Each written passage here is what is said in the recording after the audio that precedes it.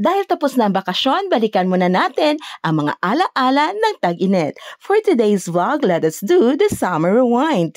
Tara, kilalanin natin ang mga taglines or slogans ng probinsya o mga probinsyang posibleng napuntahan mo. Kasama ang katrabaho o kapamilya o barkada. Baka ang iba sa atin ay pumunta sa Mountain Province, ang tinaguriang The Weaver's Paradise, o di kaya'y sa Benguet, ang tinatawag na The Salad Bowl of the Philippines. O kaya naman ay pumunta sa Baguio, the summer capital of the Philippines, o sa Ilocos Norte, the best of culture and nature.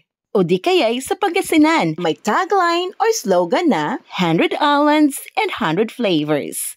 Or Bulacan, the land of the heroes. O di naman kaya'y Batangas, from the lowest volcano to the deeper dives. O sa Zamboanga, na tinaguriang Asia's Latin City. O di naman kaya ang unforgettable summer experience mo last time ay sa the Culinary Center of the Philippines, Pampanga.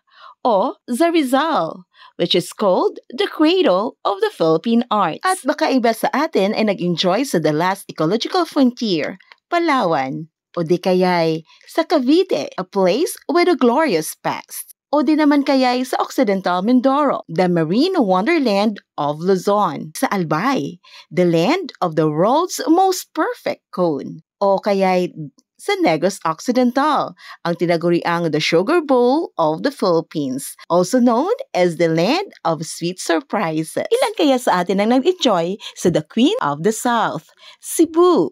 Or baka nagbakasyon ka sa Iloilo City, the City of Love. But as for me, I went to the Marine Paradise of Central Visayas, also known as the Mystic Island, Siquijor. Wherever we went last summer, whether it was in the highlands, lowlands, or islands, one thing is for sure, we made memories worth keeping.